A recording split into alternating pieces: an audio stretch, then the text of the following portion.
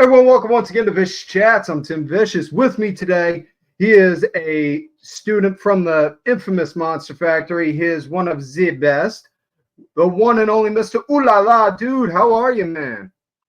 Ooh la la! It's a privilege to be here with you.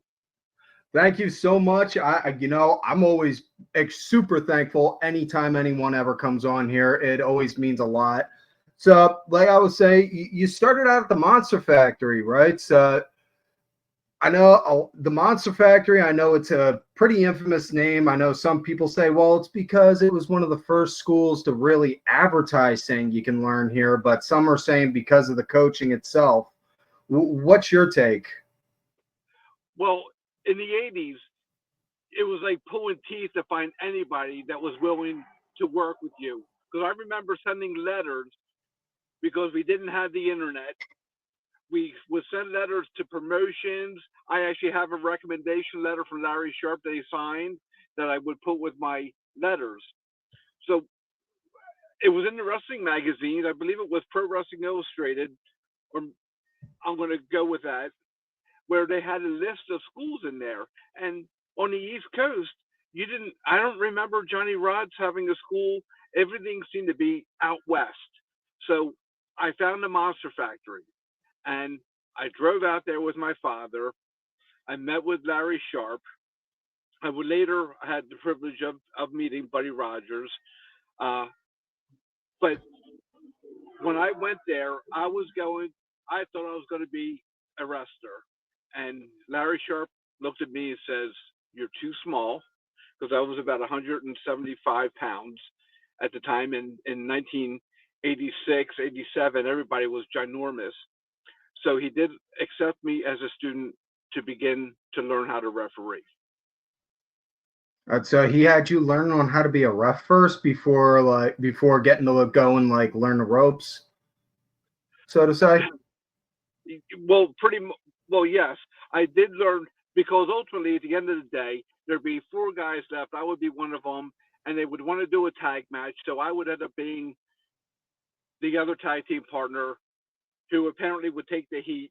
And that's okay because that's really how I learned how to bump and work and learn. I mean, there was a lot of learning curves. I have that one picture where I was training. It was Bam Bam Bigelow when I was refereeing, and I see that picture. I thought, oh, well, it was when I made a mistake. I was actually touching the wrestler, and I shouldn't have. But these are part of the things I learned. But wouldn't have changed anything about about my evolution through professional wrestling up into even today. Everything is right on point. That's awesome, man. So I know you. So yeah, Bam Bam, he started out there. I know Bam Bam, he was a student of the factory. Did you ever come across anyone else that you've seen on TV or hey, I worked with that guy? Yeah, Raven. How was Raven? Because I only know Raven from when I was a kid growing up, seeing him in ECW and then on TV with WCW and WWE. Correct. So when I was at the Monster Factory, Raven was there. Actually, he was just Scott.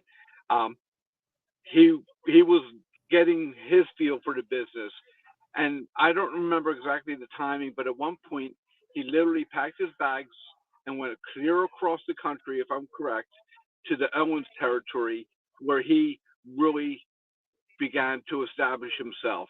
He had a good foundation from the Monster Factory, and then he had the guts to go across the country to try to get work up in the Pacific Northwest, is where he ended up at.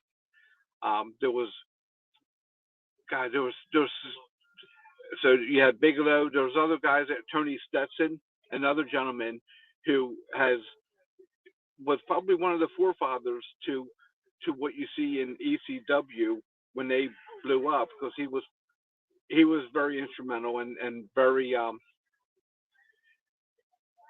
he was a wonderful man to work with and to learn from. Oh, that's awesome. So So have you ever gone back to the factory to just be like, hey guys, I used to, just want to see the old place or help out some of the new hands that are looking to learn? I have been back to the Monster Factory. Um, when I go, I need to make more time because it is only probably 20 minutes to 25 minutes from my home. My work schedule is pretty busy, but at this point, I want to teach. I want to work with the young kids and teach them how to be in the ring and how to work organically, not talking in the back, just out there. Let's just make something happen. Just call it in the ring? Yeah, which is what I've been doing for the last probably 2 years now. Most of what I do is in the ring now. There's things that we all there's things that we're told ahead of time what they're looking for, and then that's it. Yeah, I get that. I'm glad on that, man. I'm always glad to hear that. That's always a great thing when you go to give back to what helped you out the most. Um, so starting out from the 80s up until now, like what's some of the big transitions that you've seen that were like kind of like almost in a positive aspect? Because I'm asking that more so because I know everyone typically tries to do shows that are like, this sucked or that sucked. Yeah, we try to make this a little happy corner of the internet. No, as it should be. There's a what wrestling has done to me is has allowed people who otherwise wouldn't have been able to follow their dream. It gives them an avenue to learn something. Danny Cage, like not everybody can wrestle or has the attributes that are conducive to it. But then I'll use a Monster Factory. So Danny Cage, he can teach you how to be a manager. He can work with you on how to work behind the scenes, running the cameras, doing interviews, being a ring announcer. There's a place for everybody in professional wrestling, but you're going to have to put the work in. That's awesome. That's I know you're still moving around to this day, moving and hustling and doing the grind with the business.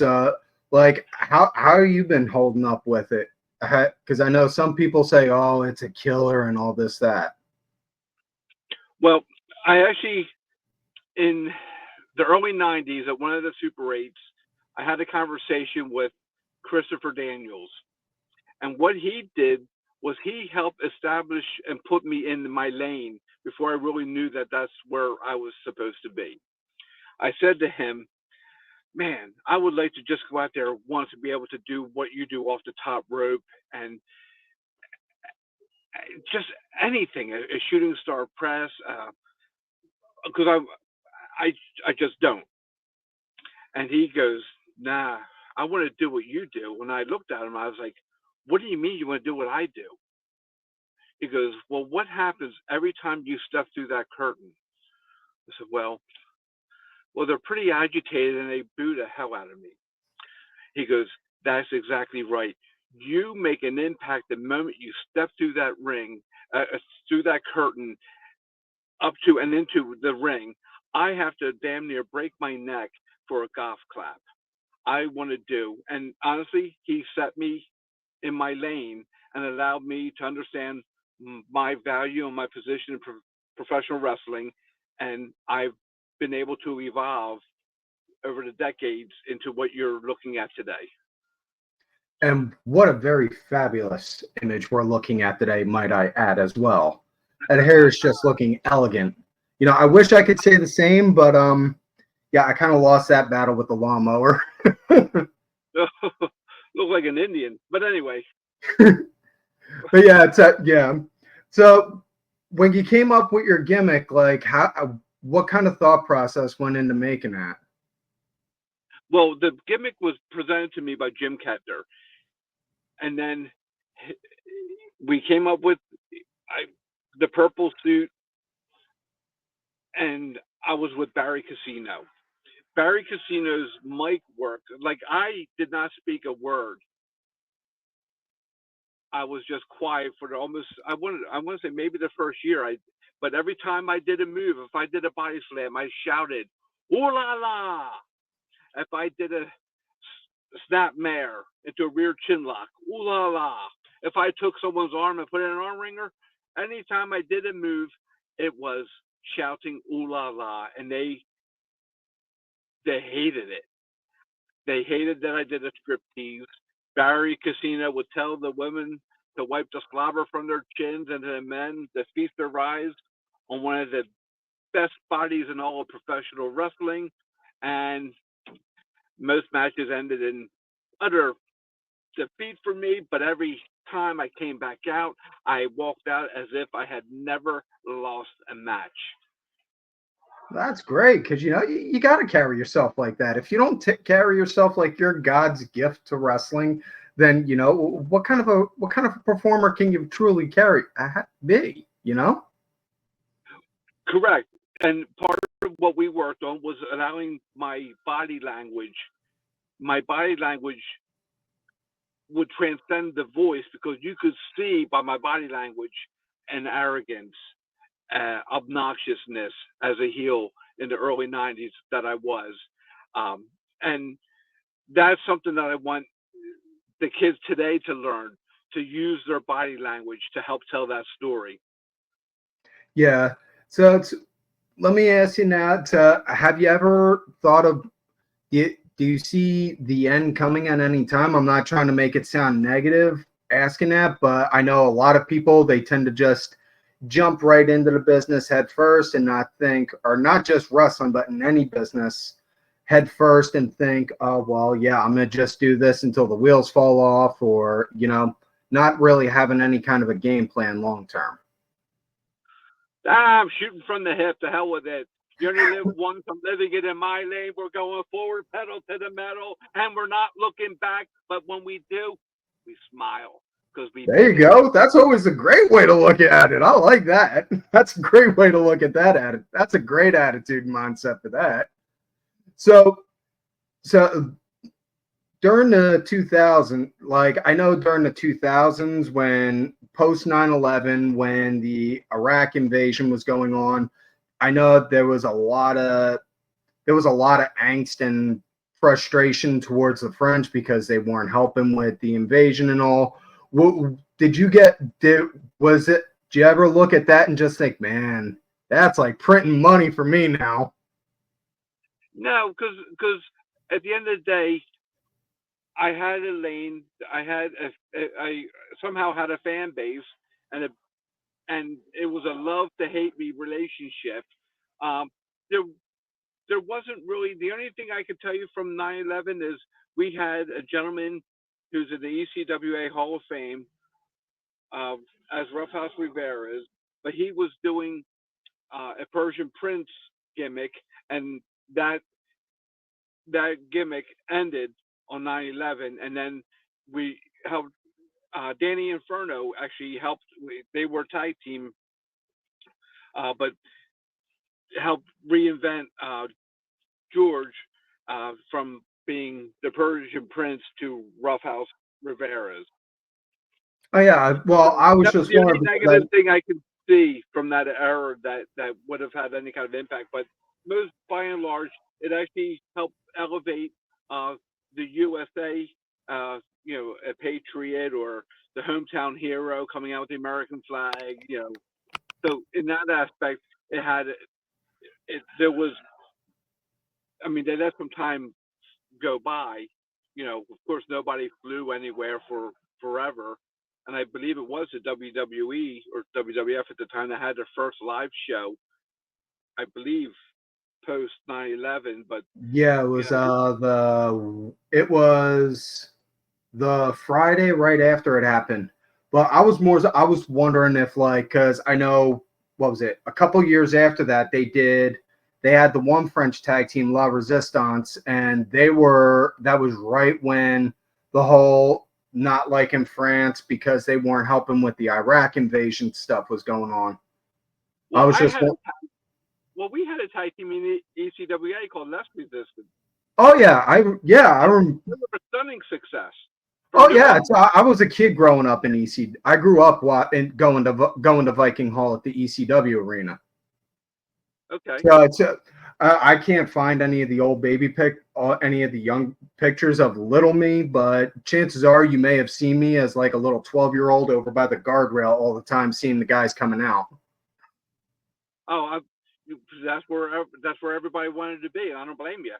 Oh yeah, it's that was like my go-to spot, you know. Like you had hat guys always sitting over by right in front on the hard cam. I was one of those little kids that would always be by the guardrail, seeing the guys coming out, put my hand out.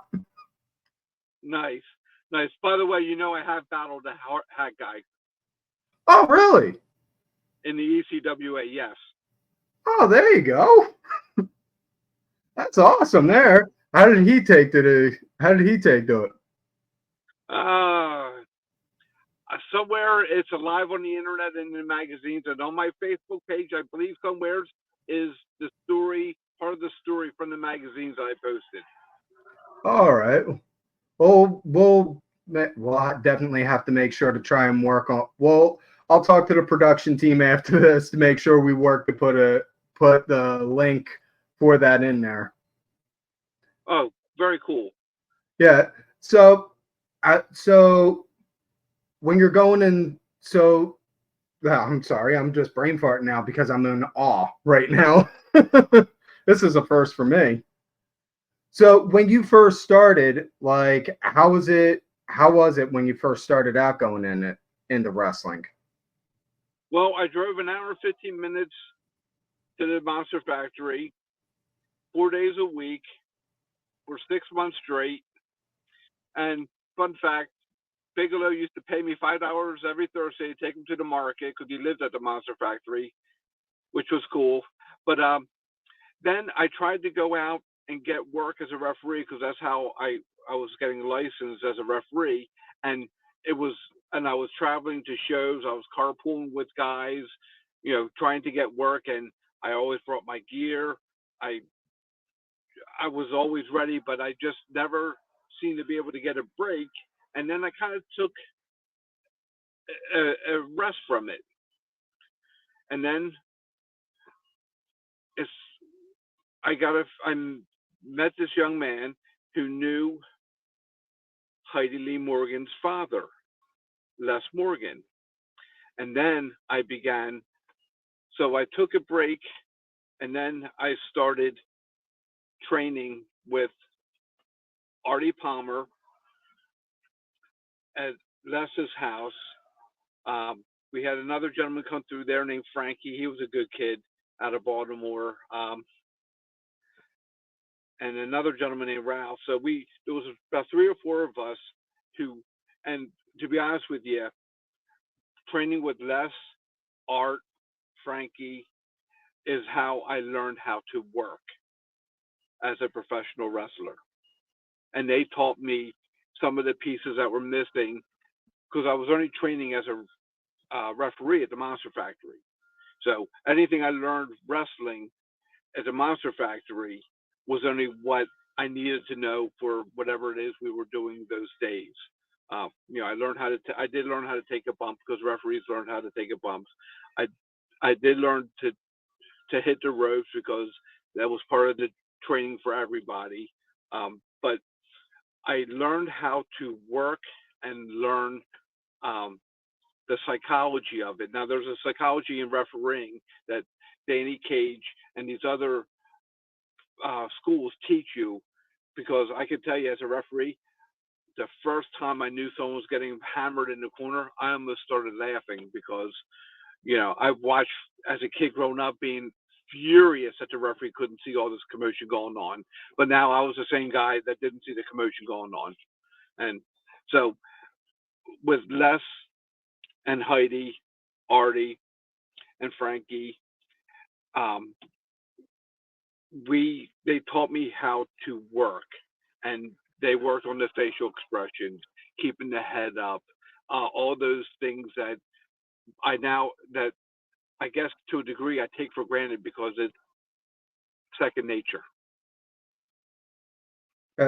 So since you started out as a referee, let me ask you, do you see has there ever been any time when you're watching a show, whether it's on TV or when you're at a show, and you're just like, yeah, that shouldn't be. No, no. What if you did this, and if they did this instead of that?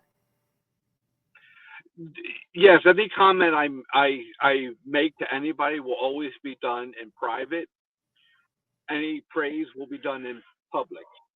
So if there's something I see, discreetly pull them aside. Hey, consider, look at this, here, maybe do something. And I would always ask them to get another opinion along with mine to make sure that maybe I may not be missing something. Yeah, yeah. And like I said, when I ask you this stuff, I'm not trying to have anyone thrown under the bus to be like, oh yeah, bury this guy or bury that person. No, it's sheer curiosity because lack of knowledge and just looking to help other people understand and know the thought process. No, I'm a big proponent of everything criticism being done privately. There's no reason to broadcast a mistake because there's not a soul on this earth that is not perfect. Yeah, we all got flaws. I mean, you just listened to a few minutes ago, you saw me stumble and literally freeze, Case in point, we got that perfect example right there we can go back to. So. No, but we're all in this together, so. Yeah. So for lack of a better term, when the world shut down from COVID, how did it affect you as far as what in the business wise, and what kind of changes have you seen since then? Well, I feel like, in DCW, David Klein worked hand in hand with the Department of Health to provide a very safe environment for anybody who was working. So, I mean, we had to wear a mask. If the mask came off, then that's just life, and my mask had come off a couple times. So during the match, and I wasn't about to fix it. I just kept moving forward, kept moving and moving and moving. You know what I mean? I'm not going to fix my mask because it came off, because we're fighting for the tag team titles, or we're the contenders match. So we keep working. A lot of people felt like they had to do things. A lot of people were traveling, so they took whatever precautions they needed to do to protect themselves and others. And today is as close to pre-COVID environment that we have now. A lot of time has passed. A lot more education has come out regarding it, and so people have moved on and it did change the environment, just like the blood in the sports from years ago changed a lot, where the referees were carrying plastic gloves and stuff, and those precautions also have carried on to today, where we are more conscious if someone gets hurt or cut, that you may have to stop the match and have it looked at. Yeah. It's my son, he's 15. He was asking me about that the other day. He was watching one match. I don't remember what one it was, but a guy got busted open and he was bleeding like a stuck pig. And he was like, whoa, is he okay? I'm like, the refs, did they stop it? Did the ref call it? Like, no. I'm like, I'm guessing he's saying he's good. Either that or it's and then you could see some of it squirting out almost like a squirt gun. It was like, oh yeah, they need to call that. Right. And that's you're right. And that's where the referee is going to have to step in and do something, or even somebody ringside acknowledge it and make a decision. Yeah, and I had to explain that to my son also, because again, he's 15. He's old enough to have an idea of somewhat on how wrestling is, and he's like, well, what's the point of the referee being in there if it's like that? I'm like, well, think of it like this. You got it. It's a three-way dance, bud. You got to have the two guys fighting, and the ref, they got the most important part because they're the unrecognized person in the match because they got to make sure there's a winner and a loser, and they got to make sure if somebody gets hurt, they make sure that the match ends so that way they don't wind up doing nothing to make it worse. Correct. Yeah. And then I explained it to him, like, because he kind of looked at me like, what? No. Then I explained it to him almost in a literary sense using Hamlet, saying, think of it like with Hamlet, the gravedigger. He had an important role in the story, but he was only there, but nobody recognizes him. Right. And if you look, use boxing and MMA as examples too. The same thing. The referee ultimately has to make a decision. Yeah. Because what was it? And using MMA is probably a better example because, I mean, some people just, you see the referee jump right on top of him. Enough. The guy is done. Yeah. Yeah, definitely. So let me ask you now, since you brought up MMA, have you seen MMA guys given, or get my words right, I'm talking fast and I'm thinking, I'm sorry. Okay. How often have you seen guys try to transition from MMA into wrestling and take to it relatively easy? Because I know we've had the likes of like the Ken Shamrocks, Dan Severance, and Tom Lawlers. Honestly, I haven't come across many on the East Coast. There may be a few, but I don't know. Okay. All right, fair enough. Not a problem on that. So what's your so let me ask you this, because I know a lot of people have a varying opinion on this. What's your take? Is it pro wrestling or sports entertainment? Because I know some people can get real angry on that. I don't get angry. I refer to it as professional wrestling. Same here. It's more so like it's just, it's at the end of the day, it's like tomato. Agreed. Yep, absolutely agree with you. At the end of the day, that's all it is. I'm sorry? You're right. No, you're right. It's potato, tomato, whatever. Sports entertainment. Not everybody can go out there and be a professional wrestler, and not everybody can go out there and be a sports entertainer. Yeah. I mean, what's it? You look at the likes of like a Bret Hart, and I'm not saying anything negative on Bret because Bret is hands down was one of the very best in-ring workers ever. That I don't think anyone can argue on that. But at the same time, you look at somebody that's just, the second they get in the ring, you look at them, you're like, oh yeah, this is going to be a load of fun. And they just do a whole bunch of entertaining stuff like a Ron Killings. It's like, wow. And you can't help but laugh your butt off. Right. But you're absolutely right. Professional wrestling, sports entertainment, but the sports entertainer can also wrestle. Yeah. Oh yeah. Yeah. And it's, again, I'm not saying nothing disparaging about one person or another. But not every professional wrestler can entertain like a Ron Killings. No. And I swear he is a national treasure. He needs to be cherished for all time. Very few people can hit that funny bone on me the way he does. No, I understand. Yeah. Well, man, it's send me down to the Ron Killings.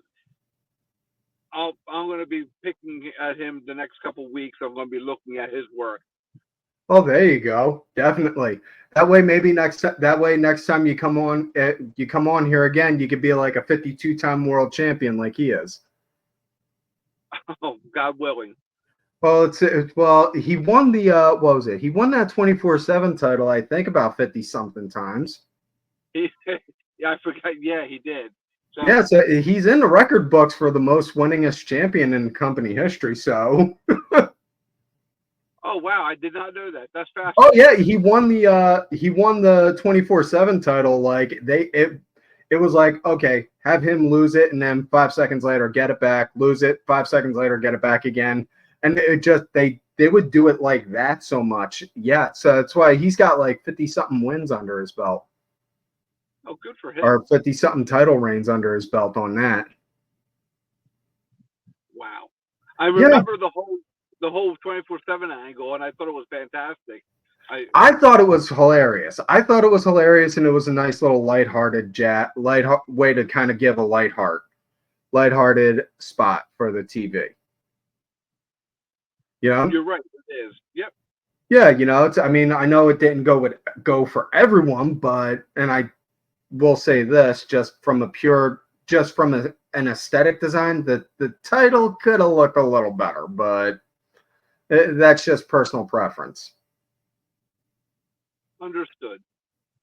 Yeah, that's just personal preference. So, but you know, man, like I said, I thank you so much for taking the time to be on here. It was great pleasure to have you on. Anyone that wants to find you, you know, but by all means, feel free to give your socials. Okay, just as soon as I remember them, Mr. Ulala at x.com, Mr. I'm going to have to send you links. I'm on Instagram. I'm on MySpace, Facebook, X. Maybe one day I'll be on OnlyFans. I'm working it. I don't do it. I mean, Ulala OnlyFans account. That's definitely going to draw money. But I will say this: what is the proper name of your podcast? It's out there. Vicious Rants. This is like this show right here. It's like a spinoff called Vicious Chats. So I'm going to give me 4 seconds. Ha ha! You're listening to Vicious Chat. Ha ha! And I love it, man. I love it. I love it. Thank you so much. I do appreciate it. I'll send you another one later too, so you can put. Not a problem. Be able to do this spot for you, so that you could add it to have a couple clips of all the workers you have on shouting out. Okay. I'll make sure to talk to them on that. Again, I thank you so much for taking the time to be on here. You know, you're more than welcome to come back anytime. I'll make sure I'm not as starstruck, but that time, that way, you know, I don't wind up having those awkward pauses again. We'll do this in 6 months. Okay.